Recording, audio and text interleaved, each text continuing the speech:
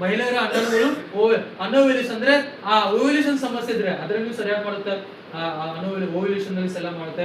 ಆಮೇಲೆ ಅಮ್ನೋರಿಯಾ ಅಂದ್ರೆ ಪೀರಿಯಡ್ ಸಮಸ್ಯೆ, ಅಮ್ನೋರಿಯಾ ಪೀರಿಯಡ್ ಸಮಸ್ಯೆ. ಆಮೇಲೆ ಅತ್ಯಧಿಕ ಗರ್ಭಾಶಯ ರಕ್ತಸ್ರಾವ, ಅತ್ಯಧಿಕ ಗರ್ಭಾಶಯ ಅಂದ್ರೆ ಬ್ಲೀಡಿಂಗ್, ಹೆವಿ ಬ್ಲೀಡಿಂಗ್, ಅದರಲ್ಲಿ ನಾವು ಜೀವನ ಶಕ್ತಿ ಪ್ರಾಶನ ಕೊಡಬಹುದು.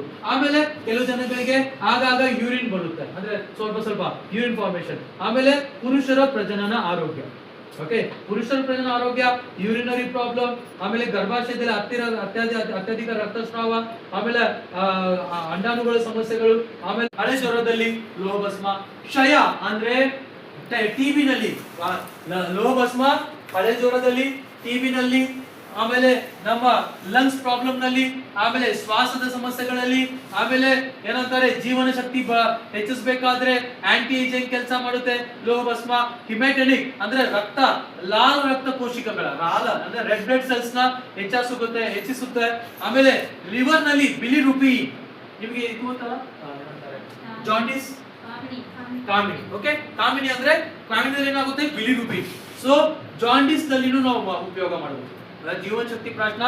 ಜಾಂಡಿಸ್ ನಲ್ಲಿ ಆಂಟಿ ಏಜಿಂಗ್, ಜೀವನ ಶಕ್ತಿ ಹೆಚ್ಚಿಸಬೇಕಾದ್ರೆ ನಮ್ಮ ಲಂಗ್ಸ್ ಆರೋಗ್ಯ, ನಮ್ಮ ಟಿಬಿ ಸಮಸ್ಯೆ, ಹಳೆ ಜ್ವರ, ಆಮೇಲೆ ಏನಂತಾರೆ ಲಿವರಿನದಲ್ಲಿ ಕಾಮಿನಿ ಸಮಸ್ಯೆ. ಎಮ್ನೋಗಾಗ್ ಅಂದ್ರೆ ಮಹಿಳೆಯರ ಮಾಸಿಕ ಧರ್ಮ ಸಮಸ್ಯೆಗಳು, ಎಮ್ನೋಗಾಗ್ ಇದರಲ್ಲಿಯೂ ಸಹಾಯ ಮಾಡುತ್ತೆ ಲೋಹಭಸ್ಮ. ಅರ್ಥ ಆಗ್ತಾ ಇದೆಯಾ? Yes or no? Yes. ಪುರುಷರ ಶುಕ್ರಾಣುದಲ್ಲಿ, ಮಹಿಳೆಯರ ಸಂಬಂಧಿತ, ಓಕೆ, ಅಂಡಾಣು, ಡಿಂಬ ಅಂದ್ರೆ ಅಂಡಾಣುದಲ್ಲಿ, ಅಂಡಾಶಯದಲ್ಲಿ, ಓಕೆ. ಸೊ ವಾಂಗಭಸ್ಮ ಪುರುಷರ ಶುಕ್ರಾಣು, ಮಹಿಳೆಯರ ಅಂಡಾಶಯ ಮತ್ತು ಡಯಾಬಿಟಿಸ್ ನಲ್ಲಿ. ಆಮೇಲೆ ಏನಂತಾರೆ ತ್ರಿವಾಂಗಭಸ್ಮ, ಓಕೆ, ತ್ರಿವಾಂಗಭಸ್ಮ ಪುರುಷರ ಸಮಸ್ಯೆದಲ್ಲಿ ಅರ್ಲಿ ಎಜಾಕ್ಯುಲೇಷನ್, ಓಕೆ. ಆಮೇಲೆ ವೀಕ್ನೆಸ್ ಅಲ್ವಾ, ವೀಕ್ನೆಸ್ ಇರುತ್ತಲ್ಲ ಪುರುಷರ ಮಹಿಳೆಯರ ವೀಕ್ನೆಸ್ ಅದರಲ್ಲಿ ಕೊಡಬಹುದು. ಆಮೇಲೆ ಪುರುಷರ ಆರೋಗ್ಯ, ಮಹಿಳೆಯರ ಗರ್ಭಾಶಯ ಆರೋಗ್ಯ, ಪುರುಷರ ಅಂಡಾಶಯ ಆರೋಗ್ಯ, ಓಕೆ.